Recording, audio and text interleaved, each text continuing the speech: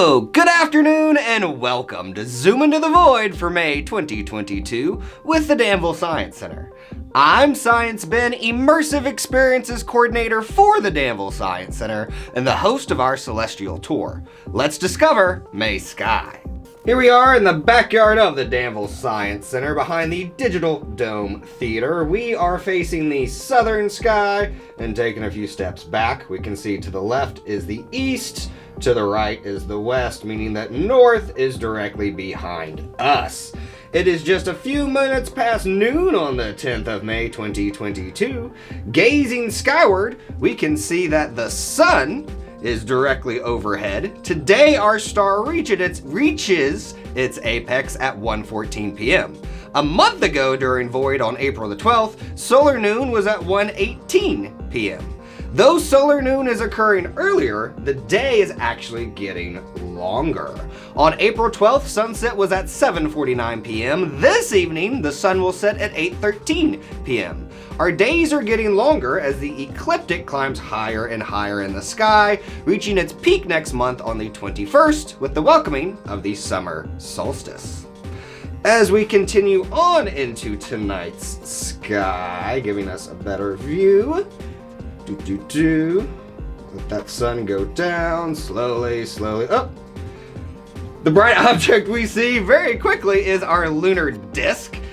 Tonight, the moon is in the waxing gibbous phase at 70% illumination. We are about 5 days away from a full moon. Some people believe that a full moon in Leo encourages self-expression and creativity. This is one of the ways humans have found meaning in this arrangement of the stars and other celestial bodies over time. Monday's full moon will reside within the bounds of Libra, the scales. While we can't spot any planets tonight, journeying into morning twilight does present an impressive arrangement. As we gaze over the center and continue to, let's say about we're gonna back up too far. Get that sun back. Let's see, we'll go to about 5:30. Nope, wrong way. 5:30. And if we gaze just over the corner of the museum, just barely, we can spot Saturn. But if we could remove the ground and the buildings and the trees, we would find not just Saturn, but Mars, Jupiter, and Venus all appearing to be aligned with the sun in the sky. Arcing towards the rising sun, there they are just barely above the horizon. These planets appear to be aligned. It's worth mentioning that the planets never actually align, as they do not all orbit perfectly in the same plane and swing about on different orbits in three-dimensional space. But they can appear aligned from our viewpoint in what has been referred to commonly as a parade of planets. Many TV shows and movies have interpreted supernatural occurrences as taking place during planetary alignments, especially when our entire system appears aligned. The last time that happened was July 4th, 2020, when Mercury, Venus, Earth, Mars, Jupiter, Saturn, Uranus, Neptune, and even the planetesimal Pluto were seemingly lined up on one side of the sun at the same time. The next time this is anticipated to occur is in 2040, and then not again until the year 2854. Giving meaning to what's going on in the sky is an apparently human thing to do. One happening that has gained a myriad of meaning over the years will be occurring this coming Monday morning. Beginning at 10:28 p.m. on Sunday the 15th, the moon will pass through the Earth's shadow and will continue to do so before exiting it by 1:55 a.m. on Monday the 16th. The total lunar eclipse will be visible from Africa, Europe, and yes, all across America. Danville can view totality in the southern sky from 11:30 p.m. until 12:54 a.m.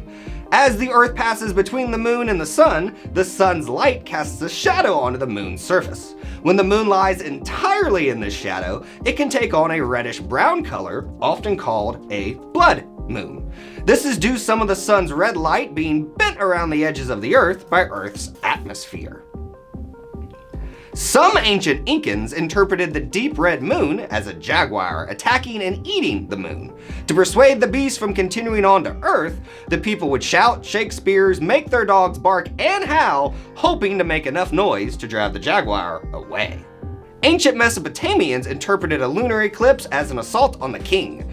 Fearing a potential assassination, a proxy king would be put on the throne during an eclipse while the real king would go into hiding. Once the eclipse passed, the true king would return to power. One Hindu legend interprets lunar eclipses as the result of the demon Rahu drinking the elixir of immortality. The sun and moon attack and decapitate Rahu, but his immortality leaves his head intact in the sky.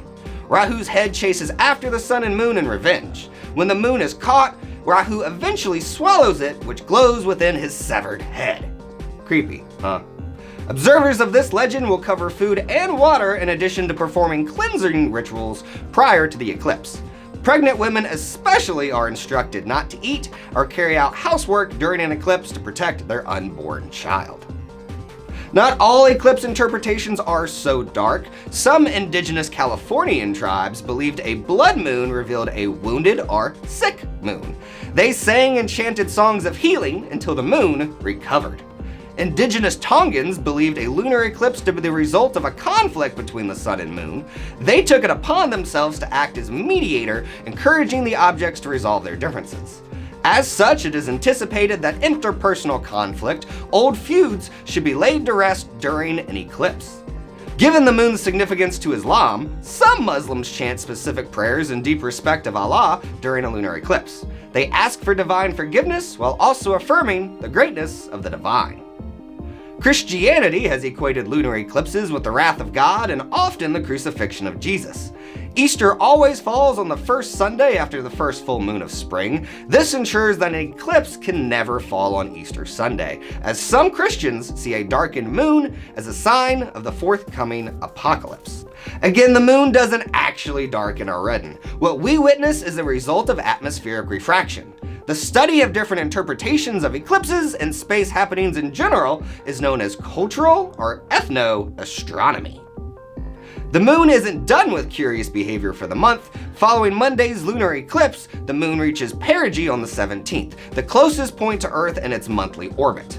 This can result in a supermoon, where the moon appears up to 14% bigger and 30% brighter in the sky. The moon will also reach aphelion, the furthest point from the sun in its earthly orbit, on Tuesday as well. On the 22nd, gas giant Saturn experiences conjunction with the moon, Mars will do so on the 24th, and Venus will have its turn on the 26th. A lunar conjunction occurs when a planet appears to be particularly close to the moon from our vantage point. The 26th also brings the lunar occultation of Venus. The lunar disk will pass in front of Venus, blocking a portion of the planet from view. This will unfortunately only be observable from parts of Asia and Eastern Africa. Finally, since we are focusing on the moon, an update on humanity's attempt to return there. On April 25th, the Artemis 1 moon rocket was rolled off the launch pad of Kennedy Space Center after another failed attempt at fueling. NASA engineers discovered several problems, including a stuck valve on the mission's mobile launch tower and a hydrogen leak that halted its third attempt at a wet dress rehearsal. NASA says the issues have been addressed, and it anticipates another attempt at fueling to occur in mid-June. If successful, Artemis 1 is now anticipated to launch into orbit around the moon in August. We will keep you informed on the progress of Artemis and other space missions and happenings in general right here in The Void. We thank you for joining us today and look forward to seeing you the second Tuesday of next month, June 9th. Stay safe, healthy, and curious. Bye.